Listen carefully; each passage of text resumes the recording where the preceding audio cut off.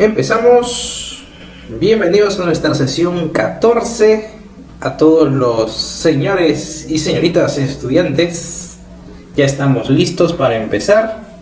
Ya esta es nuestra sesión 14, nuestro módulo 4. Último módulo, se acaba el ciclo. Ya, así que no se descuiden. Ya nos toca pues un tema bastante interesante, ya que justamente van a llevarlo a cabo pues por el resto de todo lo que es su ejercicio profesional, que todavía ni empieza. Así que presten atención entonces a este tema. Y aparte pues, como siempre, el consejo de que aprovechen el tiempo, de que sean curiosos, de que sean interesados justamente por su formación y busquen más todavía.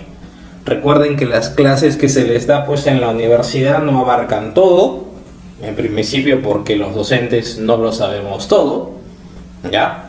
Siempre es necesario que ustedes averigüen más. Hay otros cursos, hay otros tutoriales, hay varios recursos en el internet que actualmente son gratuitos, inclusive pues clases completas. Y la idea es que ustedes se vayan interesando por ellas y las vayan pues absorbiendo, cosa que refuerzan lo que aprenden en los cursos que llevan ahorita y que justamente pues también les permite adelantar los temas de los cursos que vendrán. Y eso es bastante importante para ganar tiempo. Recuerden siempre, el tiempo es ese que avanza, nunca retrocede y nunca lo podemos recuperar. Así que presten atención a cómo están gastando su tiempo todos los días. Que hagan algo de provecho. Empezamos entonces nuestro contenido del día de hoy. Como les indiqué, tengo algunas dificultades y esta clase pues está en el aula virtual. No se pudo hacer de otra manera. Pero bueno, lo hacemos igual. Vamos. El día de hoy el tema es nivelado, trazo y replanteo. Nivel, trazo y replanteo de lo que son las obras o construcciones, ¿no? Lo podemos encontrar de diferentes títulos, de diferentes formas. Aparte, al finalizar pues el contenido, hablaré de lo que va a ser el trabajo y la exposición de este módulo, que va a ser ya la siguiente semana. Así que también hablaremos de eso. En la clase anterior vimos todo lo relacionado a lo que son planos, ¿recuerdan? Ya vimos de lo que son vistas, vimos perspectivas, vimos cortes, longitudinales, seccionales. Y la idea es que justamente esos planos son una representación gráfica de la realidad. Pero justamente la idea es que esa representación gráfica de la realidad sea lo más exacto posible, ¿ya? Pero se dan casos en que justamente pues eso no sucede. Por ejemplo, ¿no? Tengamos un diseño donde el terreno que nos dan tiene, por ejemplo, 8 metros de frente, correcto, diseñamos ya la vivienda, la estructura que necesitamos o que nos pidan, y lo diseñamos pues con los 8 metros de frente que nos dicen. Pero pongámonos en el caso que justamente pues vamos ya con nuestro diseño listo, con nuestro plano de arquitectura y de estructuras listo, y a la hora de empezar la obra, la ejecución de la obra, nos damos cuenta de que nuestro terreno de 8 metros de frente, nuestros vecinos de los costados nos han invadido, y cada uno de cada lado ha tomado pues medio metro más. Ahora, en la realidad, pues en el terreno, en lo físico, ya no tenemos los 8 metros de frente para utilizar, sino tenemos 7. ¿Y ahora qué hacemos con esos planos que ya avanzamos, que ya diseñamos, que ya nos quedamos las pestañas? No queda más que tirarlos a la basura. Así es la triste realidad. Así que, justamente para eso existe ya el tema de que vamos a tratar hoy día, lo que es el replanteo. Ya, el replanteo es más que todo pues pasar de la realidad hacia los planos, es decir, verificar en un primer momento si físicamente ya se dan las condiciones ya, que legalmente nos dan. Nos dicen, no, tenemos un terreno de tanto por tanto y toda la cosa. A ver, vamos a verificar en físico si es cierto, si está en la ubicación que se nos dice, si tiene los límites que se nos dice, si los linderos son correctos, si los niveles ya donde está ubicado el terreno son correctos. Ponte que nos han dado pues un cuadrado de, qué sé yo, de 6 por 6 para trabajar allí una vivienda, pero esa área de 6 por 6, 36 metros cuadrados, está pues en un cerro y con una pendiente pues terrible. ¿Qué vamos a hacer allí? Lo primero que hay que hacer pues es nivelar el terreno. No podríamos decir de frente, bueno, ya, mi 6 por 6 dibujo mi cuadradito y hago mi diseño de la casa. No podemos hacer eso. Ya, primero tenemos que verificar en el terreno si es cierto y saber las condiciones de ese terreno. Imaginemos pues también, ya que justamente pues nos dicen, ahí está mi terreno, 6 por 6, esa es mi área y toda la cosa, diseñame algo. Le diseñamos toda la cosa y al momento en que vamos a verificar el terreno, estamos sobre una sequía.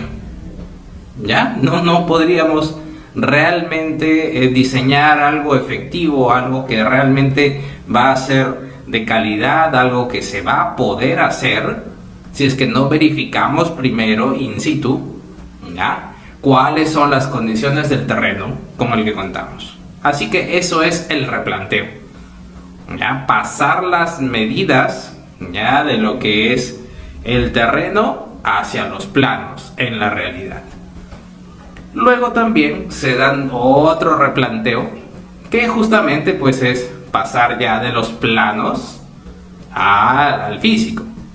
El replanteo es en realidad en dos direcciones, ¿no? Primero verificar si es cierto que contamos con ese terreno útil y luego con el diseño preliminar que tengamos o después del estudio inicial ya lo trazamos en el terreno para justamente empezar la ejecución de la obra.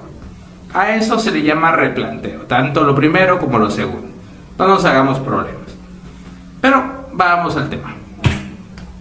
Nivel, trazo y replanteo entonces. Vemos ahí unos cuantos estudiantes que están aprendiendo a marcar en el terreno, obviamente, en un diseño previo, ¿no? Han hecho su planito, ya tienen sus medidas, cuáles van a ser los muros, cuáles van a ser las columnas y la marcan en el terreno justamente para empezar la ejecución de obra. Ese es nuestro tema de hoy. ¿Por qué se hace esto?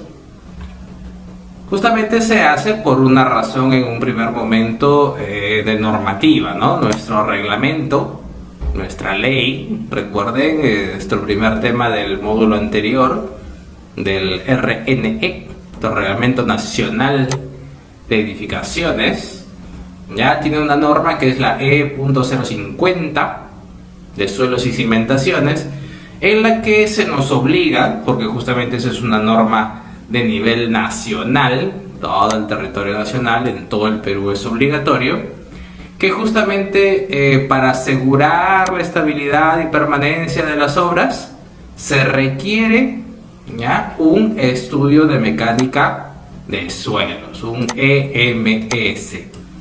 Estas siglas la utiliza el reglamento hasta el final, así que ya grábense una vez el significado de EMS. Bien, sigamos. Así que la idea del reglamento, para asegurar justamente la calidad, la estabilidad estructural y todo lo demás, es que este estudio de mecánica de suelos, el saber cómo está constituido el suelo para saber si va a aguantar, si va a soportar la estructura que queremos diseñar encima, edificar encima, ¿ya?, te exige, te obliga, para darte la licencia, ¿ya?, que se haga este estudio. Es obligatorio, dice el reglamento, para edificaciones que alojen una gran cantidad de personas. Aquí entran colegios, universidades, hospitales, clínicas, estadios, cárceles, auditorios, etc. Cantidad ya de, ¿cómo se dice?, de tipos de instalaciones públicas que justamente por su naturaleza van a dar aforo pues a un montón de gente, así que hay que resguardarla y tiene que ser primero su estudio de mecánica de suelos para asegurar pues que se sabe cómo está compuesto el suelo, ya, para hacer un correcto diseño. La idea siempre es resguardar la seguridad de las personas por primer lugar. Lo siguiente que nos dice el reglamento es que también es obligatorio hacer este estudio de mecánica de suelos en cualquier edificación no mencionada en el literal A, o sea, en el anterior que hemos leído, que tenga de 1 a 3 pisos y que ocupen individual o en conjunto un máximo de 500 metros cuadrados. De 500 metros cuadrados para arriba. Es decir, si hay una casa, una vivienda, ya, o de cualquier construcción de otra naturaleza, cualquiera que sea, que tenga de entre 1 y 3 pisos y que suman 500 metros cuadrados o más de área techada, es obligatorio un estudio de mecánica de suelos. ¿Por qué? Porque ya pues la carga pues va a ser importante, ¿no? Y hay que saber a ciencia cierta si se va a soportar pues en el suelo que tenemos.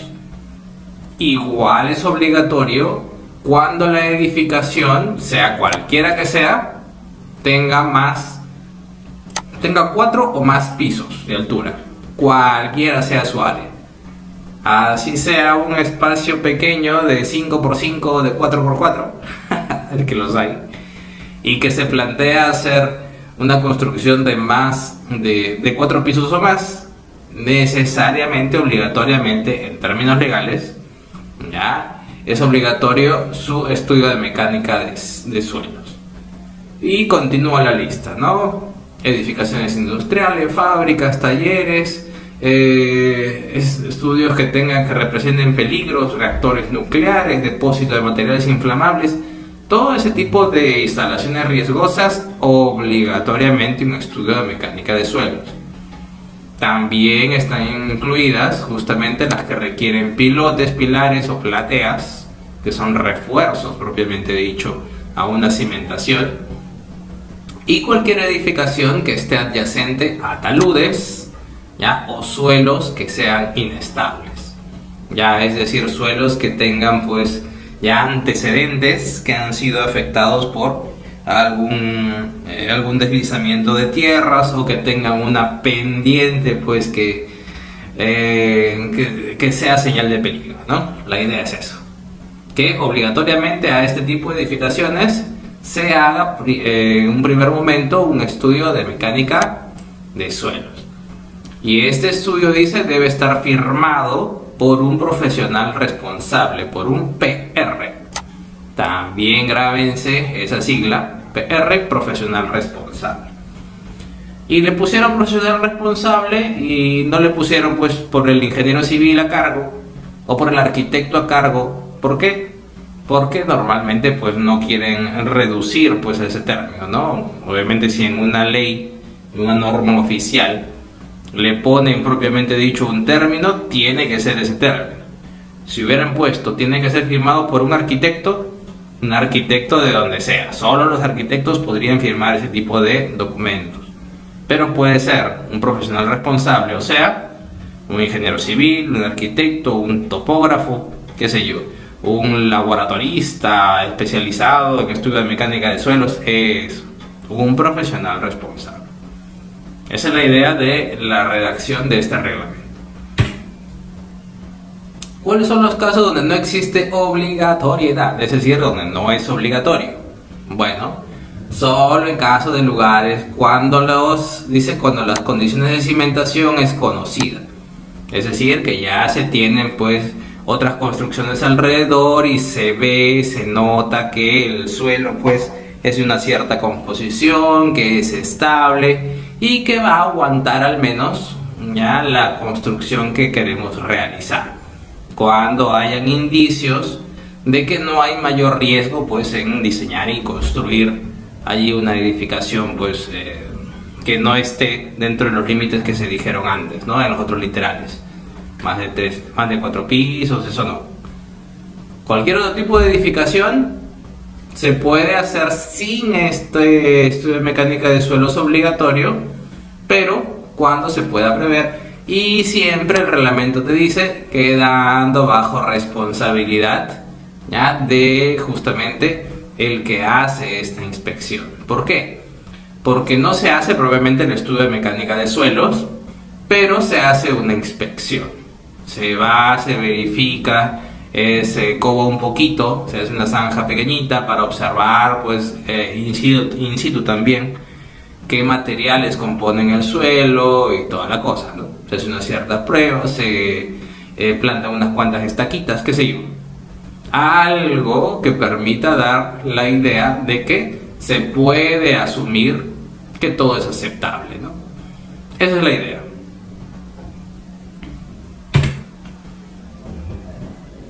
Con todo esto, lo que les digo es que justamente el reglamento plantea, lo primero, la seguridad.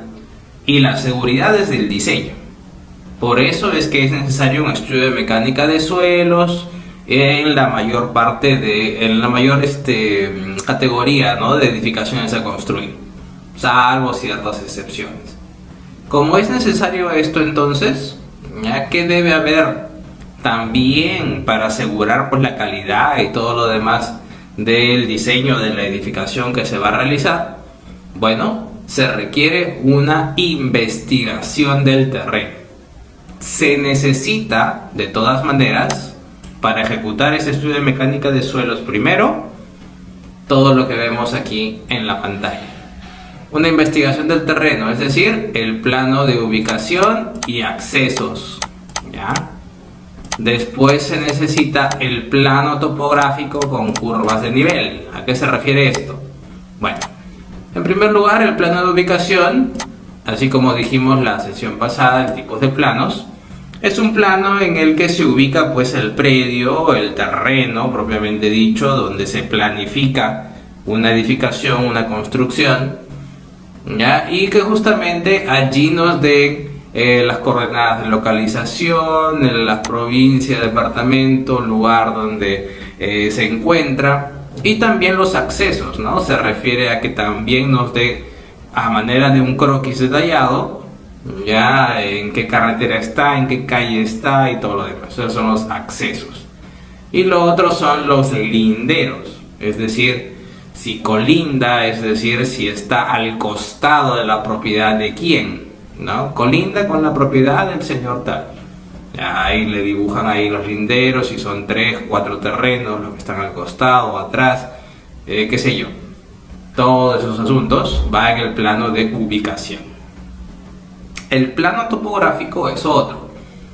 El plano topográfico nos presenta también una vista, ¿ya? Bueno, pueden ser varias vistas, pero generalmente son vistas de planta, de arriba, ¿ya?, con una cierta, pues, simbología, normalmente de relleno de las formas, de las figuras que se presentan, y nos da justamente la idea de cómo es el relieve, cómo es el cambio de nivel del terreno. Porque podemos tener de repente un terreno grande, y en ese terreno grande, pues, hay sitios donde es más o menos plano, y puede haber otro sitio donde es, qué sé yo, una montaña, ¿ya? Y justamente se tienen que conocer todos esos desniveles del terreno. Y este plano topográfico es el que te presenta ya con detalles técnicos, pues, la variabilidad de la altura que presenta el terreno tal y como está ahora.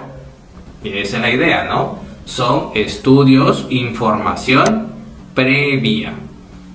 Todo esto se requiere antes del diseño de la infraestructura. Recién con esta información ajusto también la situación legal del terreno, ¿no? Si está saneado, está registrado y toda la cosa.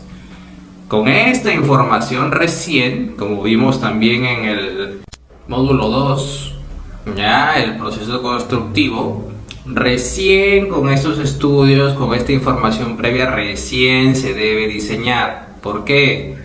Porque justamente esto te va a dar la certeza de que es el área útil, que podemos utilizarlo y que no nos pase como en el ejemplo que les di en la introducción, que a la hora que vayamos a construir y tengamos ya nuestro diseño, en la realidad, en el físico, no podamos acceder a esa área útil.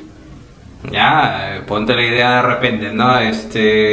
nos dan un terreno, un plano antiguo, aquí diseñate algo, ya está bien, nosotros confiados diseñamos algo lo mejor posible, vamos al terreno físico y en la realidad de repente ha crecido el río y se ha llevado, se ha comido una parte del terreno útil.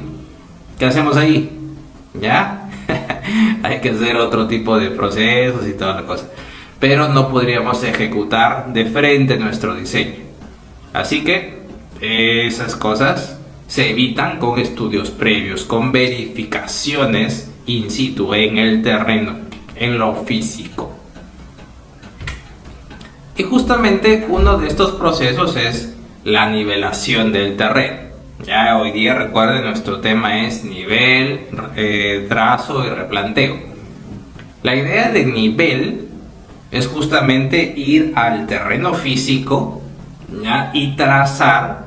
¿Ya? Trazar significa marcar en el terreno, esas marcas que ponemos, pues, sea con yeso o cal muerta, ¿ya? Se marcan en el terreno lo que en un primer momento los linderos de nuestro terreno, ya el terreno útil, la propiedad que se va a poder usar luego para diseñar y edificar algo.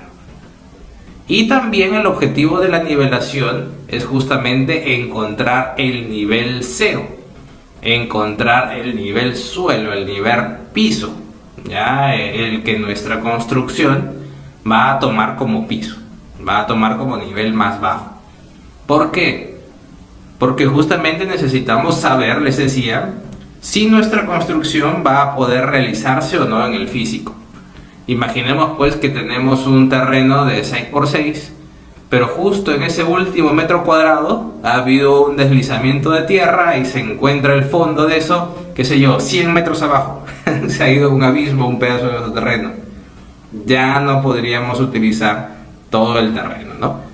Porque espacialmente, mirándolo desde arriba, mirándolo de una vista de planta desde el espacio, nuestro terreno está ahí.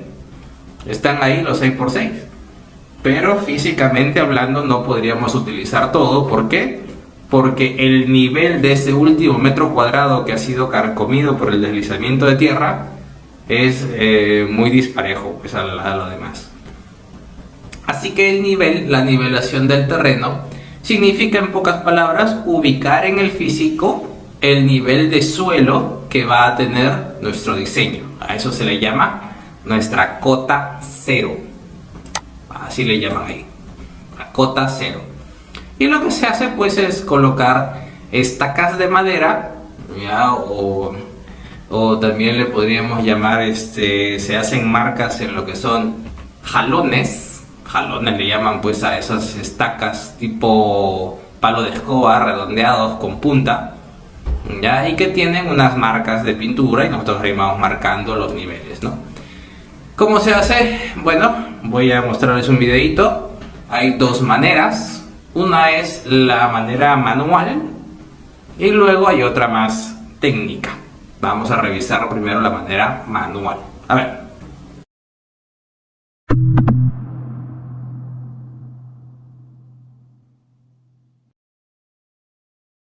Lo primero al llegar al terreno será asegurarse que se encuentre limpio, libre de basura, escombro, hierbas y matorrales. Para esto es necesario delimitar la zona de acción, es decir, el área que ocupará nuestra construcción, colocando estacas en las esquinas. Una vez iniciada la limpieza, habrá que sacar la hierba desde su raíz con la intención de evitar su futuro crecimiento. Si hubiera piedras grandes que dificultan la construcción, sería necesario igualmente quitarlas de la zona de construcción. Ya con el terreno limpio, se preparan las estacas donde se definirá la altura a la que quedará el piso interior de la construcción con respecto al nivel del terreno. Para tener una referencia de altura, debemos clavar a plomo un polín de madera de 1.50 metros de largo y se clavará 50 centímetros en alguna de las esquinas del terreno. En este polín se debe marcar la altura a la que se ubicará el nivel del piso interior de la construcción que vamos a realizar. En este caso, se tomó como referencia el muro posterior, colocando una marca al mismo nivel, apoyándonos de una niveleta. Con la marca alta del polín como referencia, se procederá a marcar el mismo nivel en las 4 esquinas del terreno. Así conoceremos las diferencias de nivel en el terreno. Para ello se emplea la manguera transparente y un poco de agua. Es indispensable que la manguera sea larga y transparente, pues será la única manera que sea posible observar el agua vertida en su interior. Para realizar esta operación: 1. Colocar uno de los extremos de la manguera junto al polín y el otro en otra esquina que se quiera revisar el nivel. 2. Ubicar el nivel superior del agua vertida dentro de la manguera, la marca superior, y en el otro extremo de la manguera medir la distancia entre el nivel superior del agua y el nivel de la tierra en ese punto específico. La diferencia entre estas dos alturas será igual a la diferencia entre los dos niveles del terreno. 3. Realizar posteriormente esta misma operación en las otras esquinas del terreno, con el fin de conocer las diferencias de nivel. Cuando el terreno sobre el cual se quiere construir tiene fuertes pendientes y desniveles, es más difícil marcar los niveles de piso.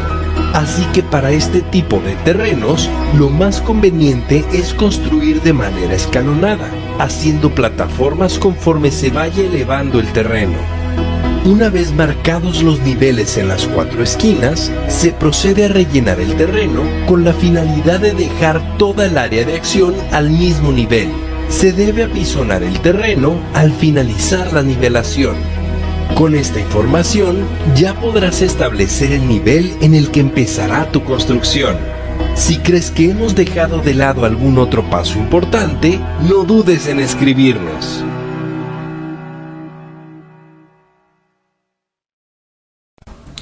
En pocas palabras, este es el proceso por el cual pues encontramos el nivel suelo, el nivel 0, la cota 0, el eje 0, como querramos llamarlo, ¿ya?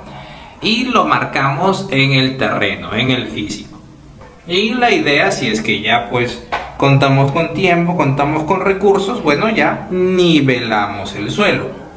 Ya, cosa que luego se puede utilizar de una manera más fácil o directa, o si ya estamos listos, aparte de la nivelación, para hacer propiamente dicho el replanteo.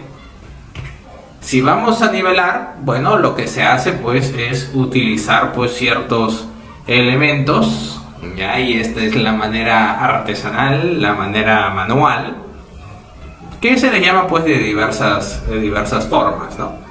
A veces le llaman estacas, ya, aquí le ponen justamente jalones, le llaman en algunos videos que voy a utilizar, ¿no?, para mostrarles esto, ya, de los cuales se planta el jalón, ya, se planta justamente la vara o la estaca larga, qué sé yo, se encuentra justo el nivel utilizando mangueras. ¿Para qué se utilizan las mangueras? Bueno, seguramente ya lo habrán visto en algún momento, ¿no? El agua tiene la propiedad pues de que en una manguera justamente se nivela, es decir, como sea que coloquemos pues la manguera, un lado más alto, un lado más bajo y toda la cosa, por las propiedades que tiene, siempre va a llegar al inicio y al final de la manguera al mismo nivel. Bueno, siempre hay un pequeño desbalance, pero es mínimo, despreciable, ¿ya? Y justamente por esta propiedad se utiliza para marcar el nivel correcto, ¿ya? Para ubicarse físicamente hablando dónde está una línea recta entre dos puntos, entre dos niveles, ¿ya? Se marcan entonces en las estacas, ya, este punto con otra estaca de acá, al otro punto donde ponemos la manguera, y luego medimos también 1 metro hasta el suelo. Justamente por eso son esas marcas de esos jalones, de esas estacas, que veremos también en otro videito. Vamos a ver entonces cómo sería este proceso. En la manera manual se hace como les indiqué con estos elementos, ya estos jalones, estas estacas largas que van marcadas con una manguerita, ya con una manguerita transparente, ya se pone de esta forma y justamente el agua que contiene va a ir al mismo nivel, cosa que ya tenemos la marca de donde están parejos el nivel en los dos listones o jalones, ¿ya? Luego hacia abajo 1 metro y ya queda la marca de la cota 0, ¿ya? Cosa que hasta aquí, entonces hasta este punto es donde debemos rellenar todo el terreno para que ya quede nivelado. Esa es la idea central. ¿Bien? Y esa es la manera artesanal como se hace.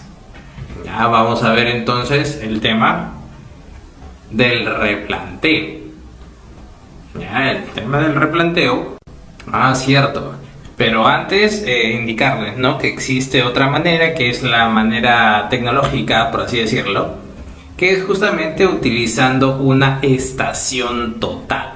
Una estación total es justamente un instrumento electrónico que tiene marcas láser, que ya justamente pues se configura de tal forma que ya te marca los puntos de nivel automáticamente, ya a través de una luz láser, y ya puedes a través de justamente estas marcas, estos listones también, ubicarlos en el terreno físicamente. Ya veamos algo sobre eso. Antiguamente, para llevar a cabo el trazo de ejes en una edificación se utilizaba el peonito y la cinta métrica. El inconveniente radica en el cambio de estación continuo del equipo, lo cual reduce la precisión en los resultados. Hoy, con el uso de la estación total y aplicando la actividad PTL, es posible replantear todos los ejes de una edificación, o en su defecto la mayoría de ellos, desde un punto de estación, lo cual significa precisión y rapidez. Con este curso pretendemos alcanzar dos objetivos. Primero, aprender a trazar líneas paralelas y perpendiculares respecto a una línea de referencia, aplicando la actividad PTL con una estación total. En nuestro curso utilizamos equipos clásicos de la marca Leica y TOC. Segundo, lograr que el alumno sea experto en el trazo de los ejes de una edificación, obteniendo resultados precisos e inmediatos. Cada sesión consta de 8 horas. Casi la totalidad de las horas se realiza en el campo. Para ello hacemos uso de balizas y planos en planta para que el alumno pueda realizar el trazo respectivo. Y esa es la idea, ¿no? Que aprendan ya luego en sus cursos de construcción, ya construcción 1, 2, 3, el regreso, el retorno, la venganza de la construcción, todo lo que se necesita hacer físicamente hablando. Aquí estamos para enseñarles que estas cosas existen y que picarles la curiosidad para que investiguen más sobre eso. Ahora sí, sobre el replanteo. El replanteo en sí ya viene a ser, como les indicaba al principio, o verificar antes de los estudios que realmente pues las medidas que se van a tomar en los planos o que ya están en los planos son realmente las físicas, ¿ya? Una vez que tenemos esa información y tenemos ya un diseño, se hace nuevamente otro replanteo que consiste justamente en pasar esas medidas del plano, ya las que se han diseñado en sí, al terreno para verificar nuevamente ya que son las correctas. Es decir, si tenemos un plano ya justamente de estas características, vamos a ir al terreno y vamos a marcar justamente nuestros linderos en un primer momento, ya, luego nuestro nivel y luego ya marcamos dónde van a estar los muros. Si va a haber muros, ya, todos los que son los muros que circundan el terreno, los muros interiores también, muros de división, y también se marcan generalmente lo que son las cimentaciones. Se marcan dónde van a estar las columnas. Eso es lo que normalmente se hace en edificaciones, sean para vivienda o sean para otro tipo de edificaciones. Eso es en sí el replanteo, que lo que hemos diseñado se pueda marcar en el terreno, cosa que ya se pueda empezar a zanjar o justamente también a corregir si es que hay algún error en ello. O sea, es un proceso de ida y vuelta, ¿no? El replanteo es ver en el terreno si contamos con la propiedad en un primer momento, se hacen los planos, vamos al terreno otra vez y vemos si realmente los podemos marcar lo que hemos diseñado en el suelo, en el terreno físico. Lo que sucede normalmente, hablando ya de lo que se hace regularmente, es que se hacen los planos con la idea o con los planos del propietario, ya los planos de ubicación nada más. Después se va de frente al terreno y se marca el terreno, o sea, es un replanteo de frente. Eso es lo que normalmente se hace en los procesos de construcción de vivienda, de autoconstrucción, que son los más comunes en el Perú. Por lo que luego suelen haber sorpresas, ¿no? Como la que les explico desde el principio, ¿no? Que no haya pues una parte del terreno, o que justamente una parte del terreno esté en un nivel demasiado alto, demasiado bajo, o sea pues un diseño donde hay una roca ahí que no se pueda mover y toda la cosa, y que haya que hacer un trabajo primero para utilizar. Todo eso puede suceder. Entonces el replanteo ya consiste justamente en trazar o marcar los ejes sobre el terreno. Ya el eje cero, el suelo, el nivel y los demás que vamos a utilizar, ¿no? El largo y el ancho, traduciendo en términos burdos, de lo que vamos a realizar. ¿Ya? Generalmente muros y generalmente pues lo que son las columnas. Y eso no es más que eso. ¿Qué tenemos que hacer? Bueno, generalmente se hace pues un informe de replanteo donde se marca la ubicación de los linderos, los cruces de muros, ya se ubican los caballetes de replanteo y se define el ancho de la excavación para los cimientos. Eso es lo que se hace. Tan simple como eso, ya es el proceso de replanteo. Vamos a ver ahora sí un videito sobre este tema. Primero un replanteo manual.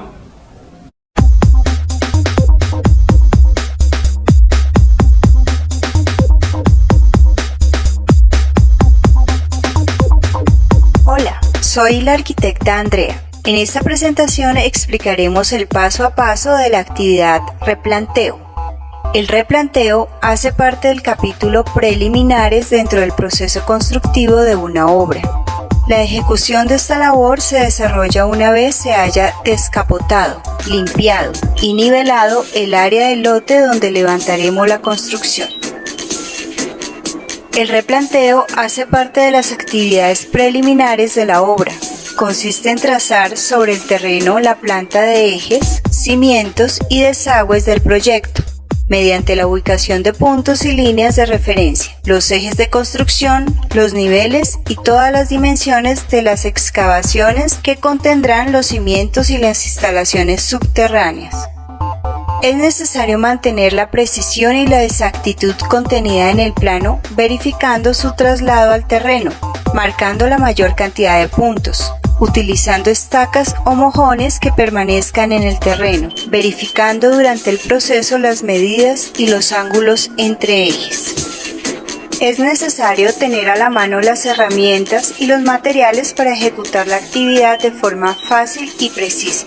Estas son estacas de madera con secciones de 4 centímetros por 4 centímetros y longitudes variables entre 30 y 60 centímetros.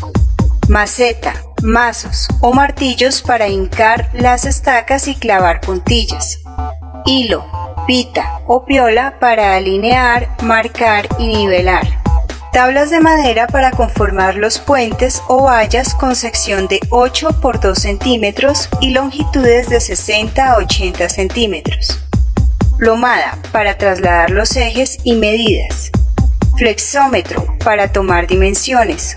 Escuadra metálica de constructor para trazar ángulos. Puntillas de 2 pulgadas. Cal apagada o yeso para marcar. El replanteo y la marcación de la construcción se hacen aplicando los conceptos geométricos de paralelismo, angularidad y perpendicularidad, representando los ejes contenidos en los planos. Al igual que los ejes, también se definen las dimensiones de los anchos y largos de las áreas a excavar. El procedimiento detallado se describe a continuación.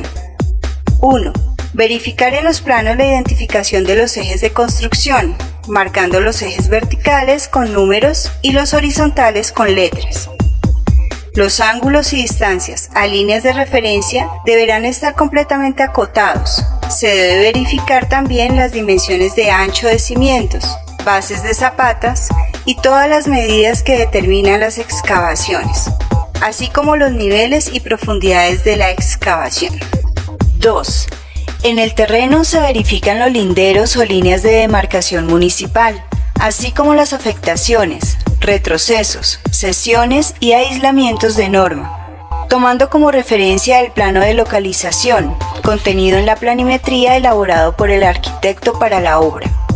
Si el predio se localiza en áreas no construidas o áreas rurales sin referencia física, se debe tomar como referencia los puntos topográficos obtenidos en el levantamiento topográfico o en los bancos de marca o BM. 3. Marcados los linderos que limitan el lote y las áreas donde se levantará la construcción, se procede a marcar los ejes de la cimentación contenidos en el plano, utilizando para tal propósito estacas, puntillas e hilo, hincando suficientemente las estacas en el terreno, marcando con las puntillas clavadas sobre la estaca, amarrando y tensionando los hilos a estas.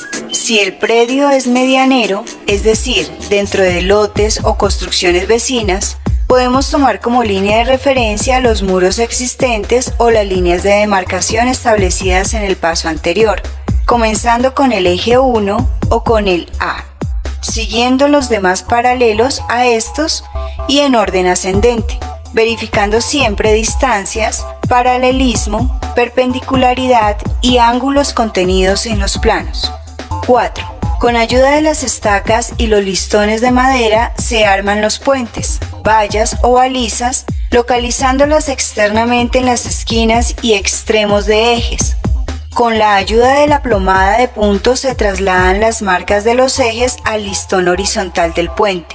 A partir de esta marca se toman las medidas del ancho de los cimientos o área de la base de las zapatas, con hilos o cuerdas que servirán de referencia para el trazado de las líneas de la excavación. 5. El marcado sobre el terreno se puede hacer delineando con ayuda de un recipiente de boca angosta que contenga yeso o cal, teniendo siempre como guía los hilos que establecen los anchos del cimiento.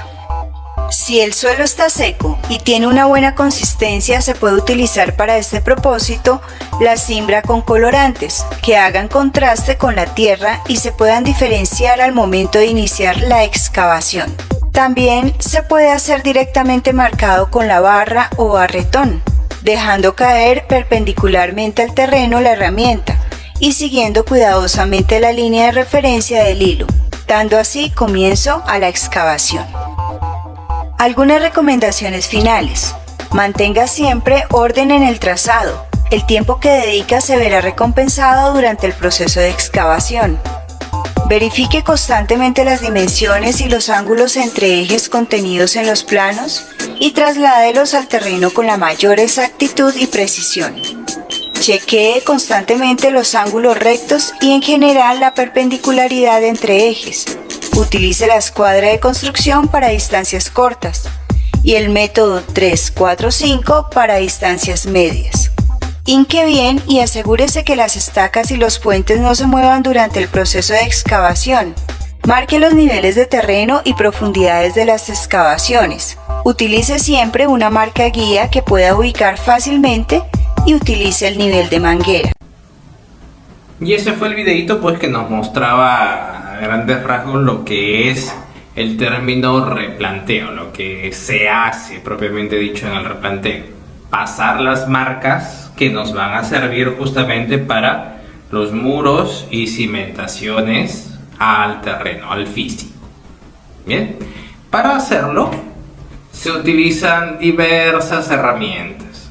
Ya pueden ser las que están aquí o pueden ser otras, pero lo central es que tengamos lo necesario justamente para marcar lo que ya conversamos: el nivel para las mediciones correspondientes y para las marcas. Existen también diversos métodos, ¿no? Diversas formas de marcar. Algunos utilizan tiza, otros utilizan yeso, otros utilizan cal, ¿ya? O algunos utilizan caballetes, otros utilizan cordeles, otros utilizan, pues como les expliqué, ¿no? Los más tecnológicos y los que tienen más alcance de repente de sus equipos, utilizan la estación total, que ya de frente, ¿no? Te marca con luz láser las medidas exactas y tú las marcas en el suelo y listo, no te hace mayor problema. Pero si no hay, ya no hay el recurso, no hay la posibilidad de utilizar este tipo de equipos, bueno, se hace pues de una manera manual.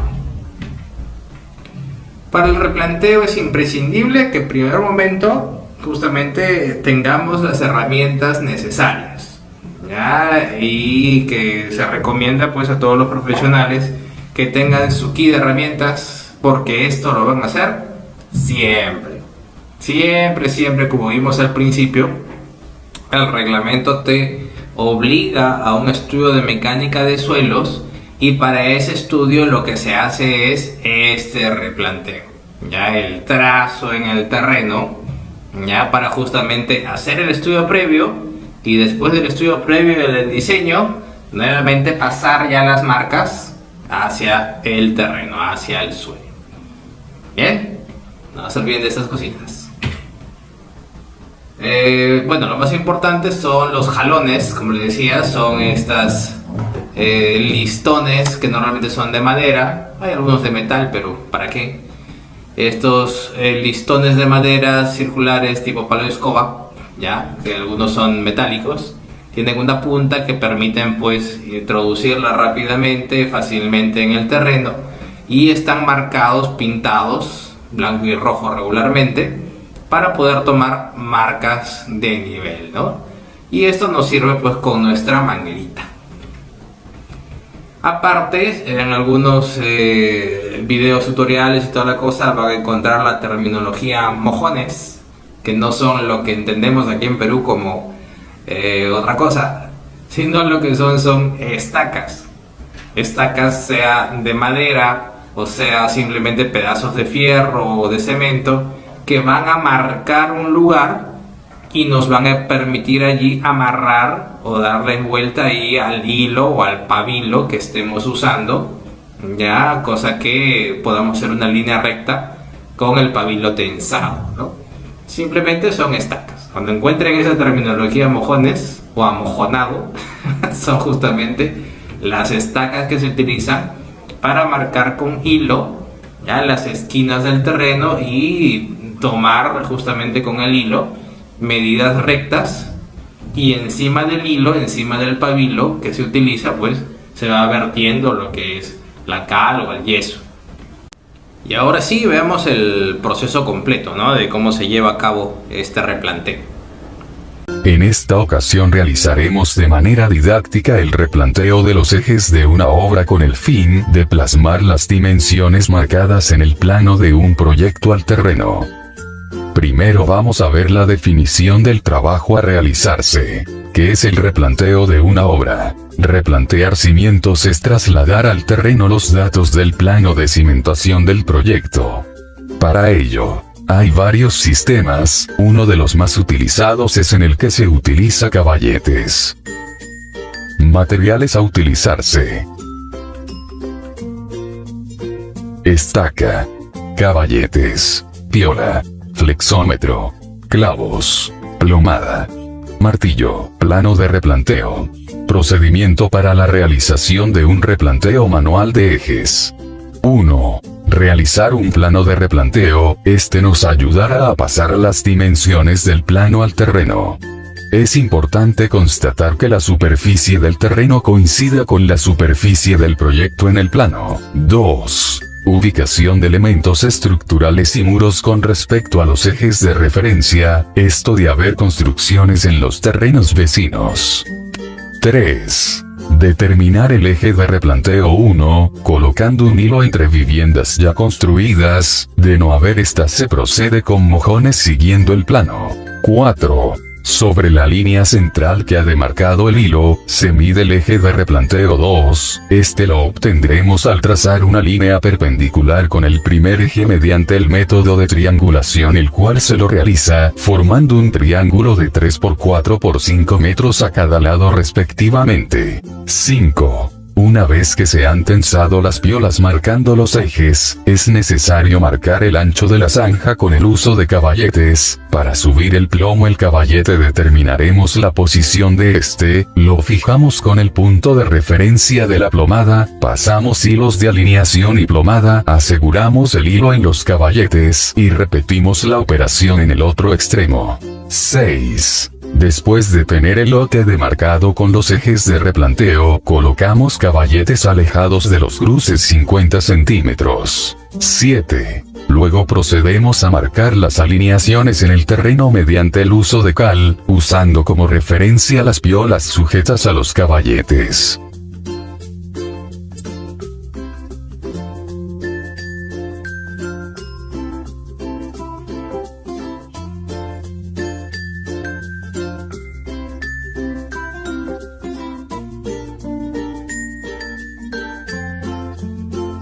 De esta manera, obtenemos las dimensiones de columnas y espaciamiento entre las mismas, así como las divisiones interiores, es decir, paredes.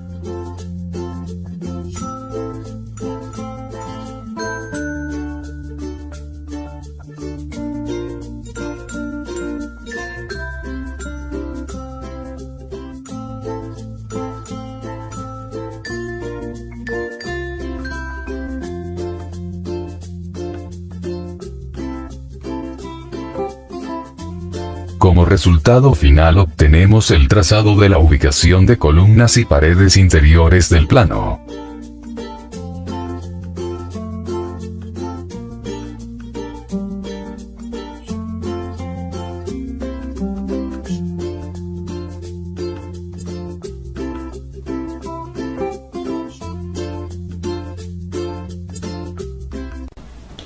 Y eso es propiamente dicho un replanteo. Como ven, justamente se presta bastante esto para una actividad pues al aire libre, una actividad bastante educativa, un día en que se pueda salir a obra y hacer propiamente un replanteo, ¿no? Ya con el ingeniero guiándolos y toda la cosa. Esa es una experiencia que no hemos podido tener en este curso, pero de hecho que la van a tener en sus cursos de construcción sí o sí. ¿Ya? Pero lo que nos queda a nosotros entonces es justamente explicar la tarea y exposición de la siguiente semana. Es algo relacionado justamente a lo que es el replanteo. Explicamos.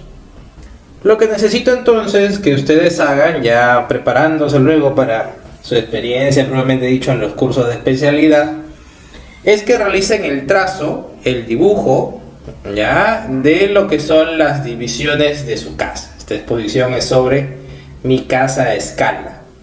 ¿Y por qué a escala? Porque justamente, ya que este trabajo lo estoy planteando justamente de una forma individual, cada uno de ustedes va a realizar pues el dibujo, el trazo de lo que es el diseño de su casa, ¿ya? En algún lugar, ¿no? O sea, en un terreno baldío, o en el patio de su casa, o hasta en el techo de la casa. Ya no me hago problema, en la azotea de repente pueden hacer allí el dibujo, el trazo, ya no me hago problema, siempre pues buscando la seguridad y que la distancia social y todo lo demás, ¿no? Que todavía no salimos esto del coronavirus. La idea entonces es que realicen el trazo de las divisiones de su casa, ¿ya?, a una escala de reducción de 1 a 3. Recuerden que vimos escalas la semana pasada. Eso significa que si en el plano manda 3 metros, ustedes van a marcar en el terrenito, en el suelo, ya solamente 1. Esa es la idea. Obviamente el dibujo va a ser mucho más pequeño que la realidad. Ya no lo puedo mandar a hacer otra vez el diseño entero de su casa a escala real. No. Es más pequeño. Es la tercera parte de la escala. Van a realizar el trazo con yeso o cal, tal como lo han visto pues en los videitos que hemos marcado, ¿ya? Recuerden que la cal que se usa es cal muerta. No pidan cal viva. Cal viva te quema la mano. No quiero ver a muchos sin piel en las manos después. Ya, ojo con esas cosas siempre cuando pidan eso en las ferreterías. Ya los negocios están abiertos, siempre con su mascarilla y toda la cosa, van y compran lo necesario. La idea entonces es que marquen en este dibujo a escala en el suelo, ¿ya? Si es que tienen los planos de su casa, mejor, ¿ya? Si los tienen en su casa, mejor. Y si no, la idea es que midan, ya tengan su wincha, tomen sus mediciones de casa y esas medidas las transporten pues a esta escala y al dibujo. Necesito los límites del terreno, los muros portantes y los internos también, ¿ya? Las divisiones también, dejando el espacio para las puertas, ¿ya? Es decir, si aquí hay una pared, justamente hablando de eso, aquí hay una pared, dejen ahí el espacio para lo que son las puertas. Esa va a ser la única diferencia de lo que se hace regularmente, ¿no? En el replanteo regular, estas líneas, vamos a marcarlas acá. Estas líneas que están aquí son continuas, justamente porque estos son cimientos, estas son cimentaciones, aquí hay un muro, y en el muro ya es que se deja pues el espacio para la puerta. Pero les pido entonces que dejen ahí la marca, el espacio en blanco, para lo que viene a ser la puerta, ¿no? Más o menos así. Ya dejen ese espacio entonces en el dibujo que van a hacer, en el trazo que van a hacer para la puerta. Necesito también que marquen las columnas, como está aquí. Esta es una columna, por ejemplo. Que marquen las columnas en el trazo y que también ubiquen las escaleras. Si por ejemplo la escalera está aquí, lo que van a hacer es simplemente marcar la longitud de los peldaños. Nada más, así, un rayado hasta el fondo y eso es la escalera. Suficiente. Mira, aquí línea vertical y ahí está. Ese sería el trazo de la escalera. Y tan simple como eso. La idea es que practiquen cómo son lo que son pues la ingeniería necesaria, un poco rudimentaria, pero la ingeniería necesaria para justamente marcar en el suelo una línea recta, que se ensucian las manos un poco con lo que es el yeso o la cal, ¿ya? Y que justamente ya vayan practicando en la realidad con lo que son escalas. Y esa es la idea del trabajo final. Necesito entonces, acá les digo, ¿no? Si pueden utilizar tierra o polvo de color o tiza de color, polvo de tiza obviamente, para las marcas, mejor. Cosa que de repente los muros lo hacen de un color, cosa que de repente pues aquí la escalera la marcan de otro color, los muros internos de repente de otro color, qué sé yo. Cosa que ya puedan hacer la diferencia pues entre cada elemento, ¿no?, que les estoy pidiendo marcar. De colores y todas las cosas, claro. De repente la columna de otro color, qué sé yo. Si pueden hacerlo, excelente. Y si no, ni modo. Solamente con lo que es el yeso o la cal en blanco, ¿no? Eso es lo que les estoy pidiendo entonces. Límite del terreno, todo el cuadrado o rectángulo que sea el terreno, los muros portantes y los internos, es decir, los exteriores y los interiores y las divisiones también. Bien. Escaleras, las marcas de los peldaños y su longitudinal. y también las columnas, que son justamente las cajitas de acuerdo a lo que mandan los planos de su casa si lo tienen, y si no lo tienen, midan entonces cuánto miden cada una de las columnas en físico, en real en su casa, y las transportan en escala hacia el trazo, hacia el dibujo. Lo que necesito es justamente un PPT, van a exponerlo la siguiente semana, donde se muestre, al igual que hicieron en su trabajo anterior, la ubicación GPS de lo que es el previo, lo que es su casa o la infraestructura pues que ustedes están diagramando, dando a escala, ¿ya? Después los datos del área total, área construida, la foto del plano que consigan de casa, ya el plano de donde se están guiando para realizar el dibujo a escala. Si no lo tienen, ni modo, tómenle foto pues a la casa propiamente dicha, ya, y ustedes haciendo ahí la medición para que tengan ya evidencias de que han hecho el trabajo realístico. Y luego unas cuantas fotitos del paso a paso que siguieron para el trazo, ¿no? Ahí a ustedes amarrando ahí en las estacas, pasando el pabilo, echando como se dice, el yeso, para que justamente pues tengan recuerdo también ustedes de esta actividad. Luego la foto final del trazo concluido, una vista de planta desde arriba, se suben a una silla y le toman una fotito al dibujo final.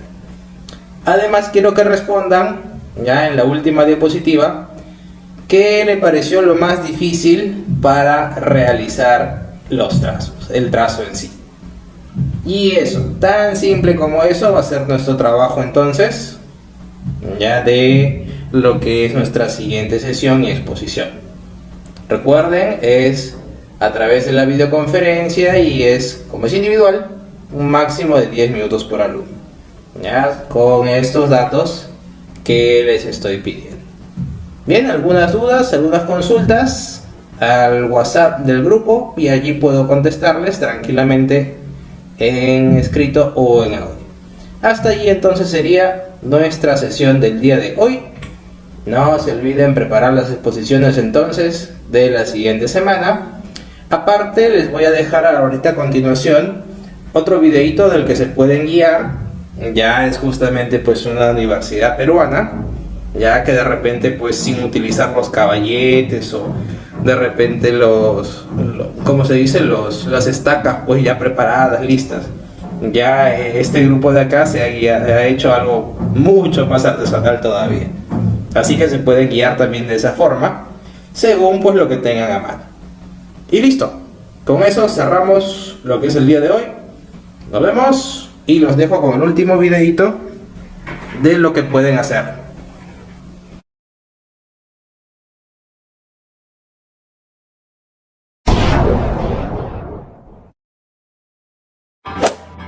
Antes de empezar nuestro video de lo que fue nuestra práctica de trazo, nivel y replanteo, vamos a tener una pequeña introducción del mismo concepto. El trazo se refiere a llevar al terreno los ejes y niveles establecidos en los planos.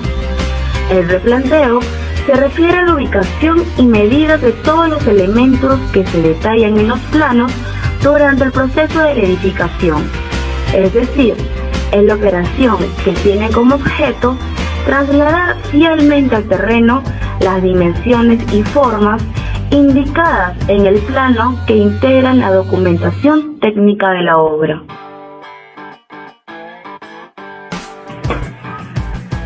Los materiales utilizados son madera, alambre número 16, wincha, yeso, clavos de 2 pulgadas y un martillo. 1. Estudio del plano de cimentación. Primero, observamos detenidamente los detalles de la obra en el plano de cimentación, para tener bien en claro el objeto del trabajo. Repasamos las secciones que tocan trabajar en la cocina del plano de manera independiente. 2. Búsqueda de madera. Luego buscamos la madera que íbamos a necesitar en el trabajo planteado. Seleccionamos los mejores prototipos de madera que encontramos en todo el terreno de la zona posterior del campo, que fue el lugar donde se hizo la práctica de este trabajo. Las maderas tienen medidas aproximadas entre 50 centímetros y 1 metro. 3. Limitar espacio de la cocina. Seleccionamos el lugar donde trabajaremos el ambiente y colocar la primera varilla de fierro, así como también colocar las primeras estacas de referencia del ambiente de la cocina, para posteriormente trabajar lo demás. Para poder delimitar lo que abarca la cocina con estacas de fierro de madera exacta, hemos hecho uso del triángulo notable de 37 y 53, catetos de 3 metros, 4 metros y la hipotenusa de 5 metros. Y así hemos podido determinar un ángulo recto, con punto de partida.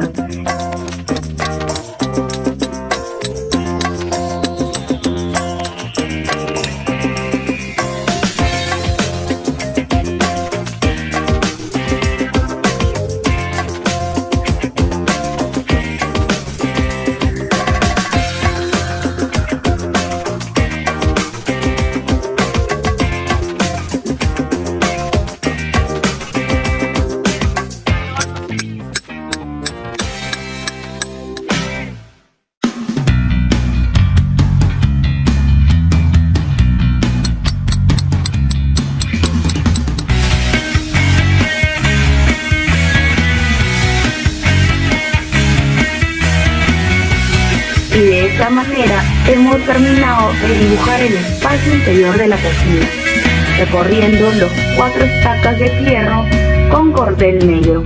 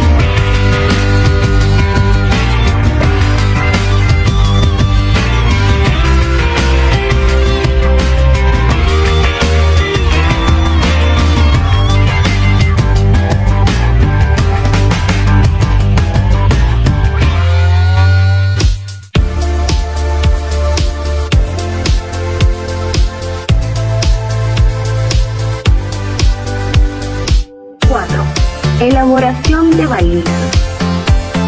Con las maderas encontradas y seleccionadas, se hizo el armado de las balizas con alambre número 16 y clavos de 2 pulgadas. Estas eran colocadas con una separación de 60 centímetros de los vértices del perímetro de la cocina, trazados previamente con cordel negro. Estas balizas en total fueron 8, debido a que se colocaron en los 2 sentidos de sus ejes axiales, para así luego delimitar la zona que se debe excavar de las zanjas. Los perímetros de la zona de excavación de las zanjas también fueron delimitados con cordel, para de esa manera pasar al siguiente paso y último.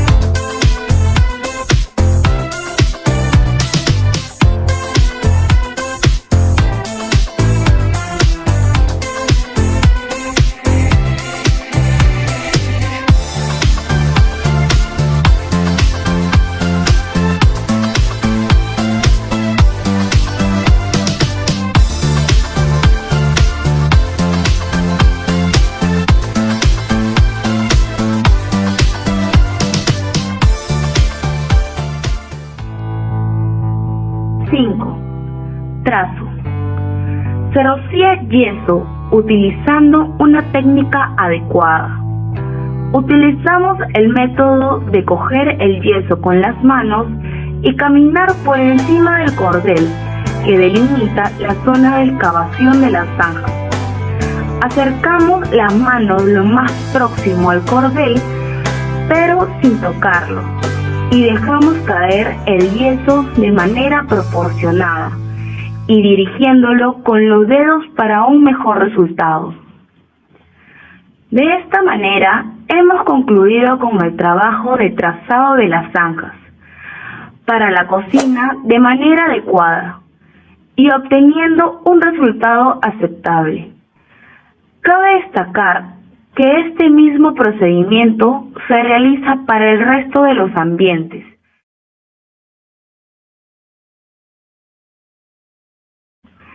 Gracias por su atención.